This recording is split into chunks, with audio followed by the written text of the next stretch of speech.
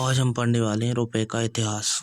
रुपए, जिसे वैदिक युग में रुप्यकम बोला जाता था, जो कि एक चांदी का सिक्का होता था। वर्तमान हिंदी नाम इसका रुपया है।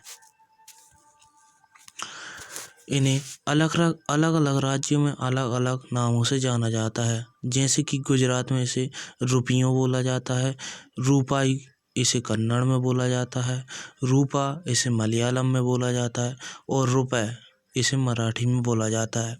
और साथ ही अलग अलग देशों में भी इसे अलग अलग नाम से जाना जाता है।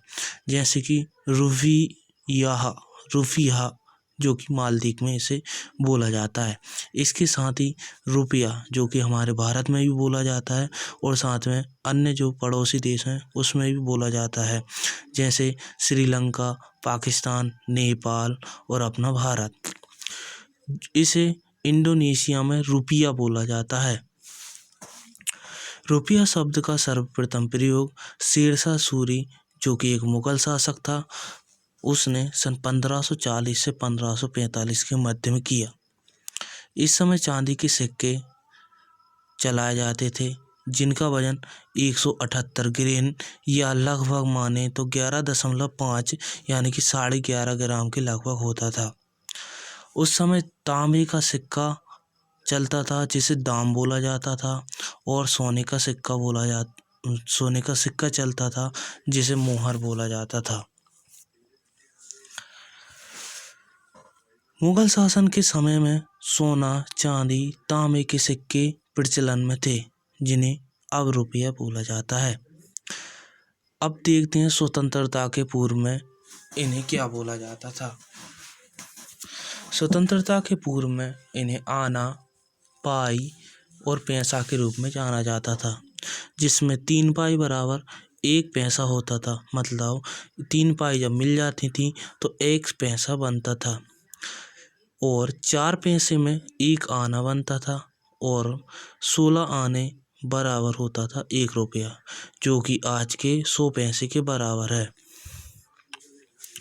आगे देखते हैं स्वतंत्रता के बाद। स्वतंत्रता के बाद को भारत में रुपए के अलग अलग भाग हुए, जिसमें दशमलव पद्धति में रुपए को बांटा गया।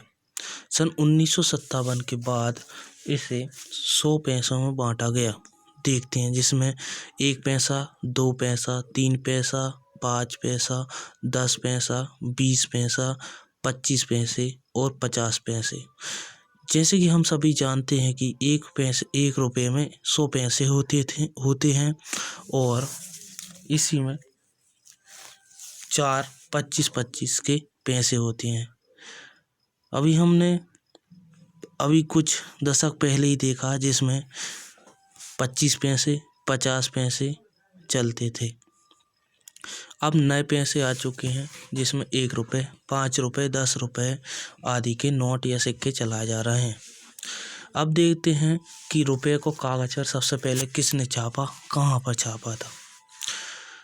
सबसे पहले बैंक ऑफ हिंदुस्तान ने सन 1770 से सन 1832 के बीच में छापा गया। फिर इसके बाद में the General Bank of Bengal and Bihar, इसने सन 1773 से 1775 के मध्य में इसे छापा। After all the Bengal bank सन 1784 से 1791 के मध्य में इसे जारी किया।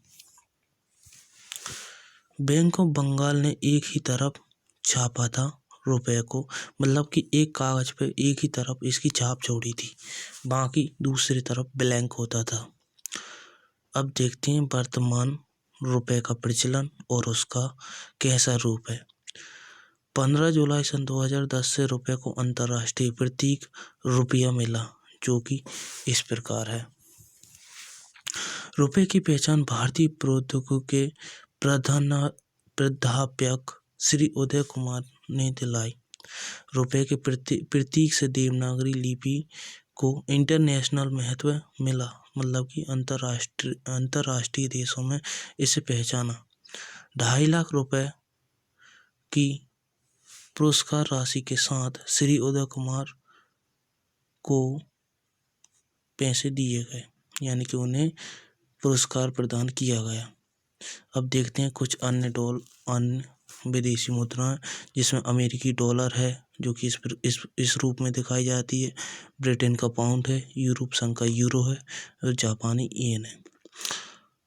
अब देखते हैं अंतर्राष्ट्रीय क्या होता है। अंतर्राष्ट्रीय वह होता है जिसमें विश्व के सभी देशों से संबंधित अन्य देश होते हैं, और अंतर्राष्ट्रीय वह होता है जिसमें देश के अंतर्गत आने वाले सभी राज्य प्रदेश होते हैं, वो अंतर्राष्ट्रीय होता है।